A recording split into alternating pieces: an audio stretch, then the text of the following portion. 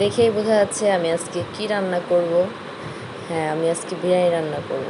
আর আজকে আমাদের জন্য না অনেক বেশি করেই বিরিয়ানি রান্না করব।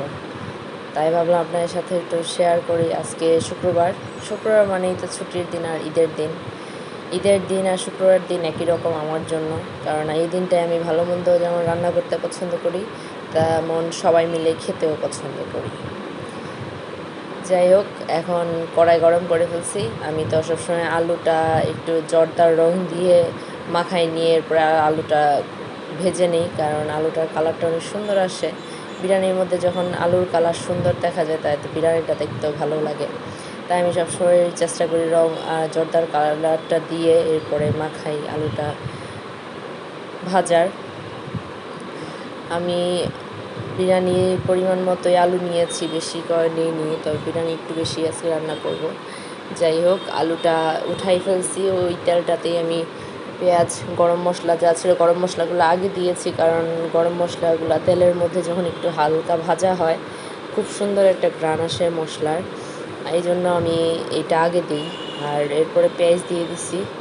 পেঁয়াজ দিয়ে মাংস দিয়ে এখানে আমি রাঁধুনি বিরিয়ানির যে মশলাটা সেটা 2 প্যাকেট ইউজ করছি।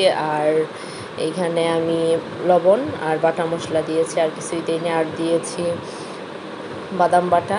টক দইটা নাই, তাই দিইনি। টক দইটা থাকলে টক দই তো অবশ্যই দিতাম। তাই যেটা ছিল তা দিয়ে রান্না করতেছি। আর আমি সবসময় চেষ্টা করি আমার ঘরে যা থাকে সেটা দিয়ে আমি রান্না করার। এত এইটা লাগবে ওইটা লাগবে অ্যারেঞ্জ করতে হবে, আনতে হবে, এইসব আমার মধ্যে নেই। আর এই যে মাংসটা কষানো হয়ে গেছে, মাংসটা থেকে অনেক পানি আসছিল, ওই পানিটা দিয়ে মাংসটা হয়ে গেছে, কারণ আর চালটা ভেজে দিয়ে দিছি। আর আমি মাংসটা কখনোই বেশি সিদ্ধ বেশি নরম হয়ে যায়, ওই বিরিয়ানির মাংসটা বেশি নরম পছন্দ না, আবার শক্তটাও পছন্দ না।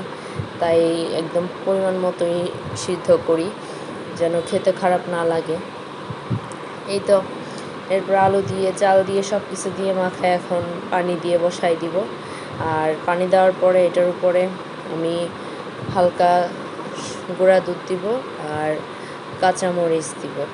কাঁচামরিচটা আমি আস্তই দিব, কারণ আমার বাচ্চারাও খাবে। আর আমি কাঁচামরিচ বিরিয়ানিতে একটু আস্তই দিই, কারণ পরে কাঁচা মরিচটা আমি কাঁচা চাবাই খেতে ভালোবাসি। সবাই যার যার ঝাল মতো, আর মশলাটা থাকেই। এই তো, আমার বিরিয়ানি কমপ্লিট, আলহামদুলিল্লাহ। ভালোই বিরিয়ানিটা ঝরঝরা হয়েছে। যাই হোক, এরপরে ওর বাবা নামাজ থেকে আসছে, একটু জুস করে নিলাম। আর এটা হচ্ছে পেঁপের জুস। ওর বাবা বলছিল আজকে অনেকগুলা পেঁপে আনছে, পেঁপের জুস করো। তাই ভাবলাম নামাজ পড়ে যেহেতু আসছে একটু পেঁপের জুস করে দিয়ে খাইতেও ভালো লাগবে, আর আমরাও খাবো 3-4 জন। আমার এত রান্নাবান্না করছি, গরম লাগছে, তাই পেঁপের জুসটা খেলে ভালো লাগবে। এরপরে খাওয়া দাওয়া করতে বসলাম। আলহামদুলিল্লাহ, বিরিয়ানির চেহারা ভালো হয়েছে। আর বিরিয়ানি যেমনই হোক, নিজের রান্না নিজের কাছে সবসময় সবারই ভালো লাগে।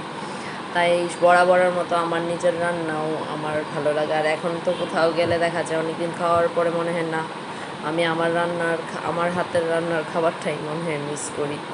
বাসায় আসলে দেখা যায় আমার হাতে কিছু রান্না করে খাওয়ার পরে তৃপ্তি আসে। শুধুমাত্র আমার আম্মার রান্না আর আমার শাশুড়ির রান্না ছাড়া আমার মনে হয় অন্য কারো হাতের খাবার খাইলে মনে হয় আমার রান্নাটা আমি মিস করি। আর যখন মার বাড়ি আর শাশুড়ি বাসায় যাই তখন তো আর মিস করি না, মনে হয় যে না, অনেক আরামে আছি, সুখে আছি, পেট শান্তি তো দুনিয়া শান্তি। ওনাদের হাতের খাবার খাইলে তো মনে হয় না, পেট শান্তি, একদম মন শান্তি হলেই পেট শান্তি। আর আমি অনেক টেস্ট করে খাইতে অনেক পছন্দ করি, তাই সব খাবারই, যে কোনো খাবারই অনেক টেস্ট করে খাই। আর মানুষ সবাই তো আর সব প্রতিদিন ভালো মন্দ খায় না, যখন যে খাবারটা খায় তখনই সবারই উচিত ওইটা খুব টেস্ট করে খাওয়ার। যেইভাবেই হোক, যে কোনো খাবারই টেস্ট করে খেলে ভালো লাগে।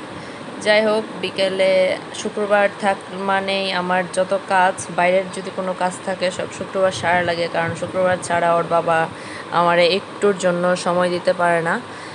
আর এই তো, এই জন্য একটু মার্কেটে গেছিলাম বিকেলে। শুক্রবার বলেই মার্কেটে যাওয়া হয়, সন্ধ্যার দিকে মার্কেটে গেছি। আর এখন তো দিনও ছোট হয়ে গেছে, হতে হতে সন্ধ্যা হয়ে গেছিলো। যাই হোক, এরপরে 9টা 2 ঘন্টায় আমাদের কাজ সেরে বাসায় চলে আসছি। সবাই ভালো থাকবেন, আমাদের জন্য দোয়া করবেন। আসসালামু আলাইকুম।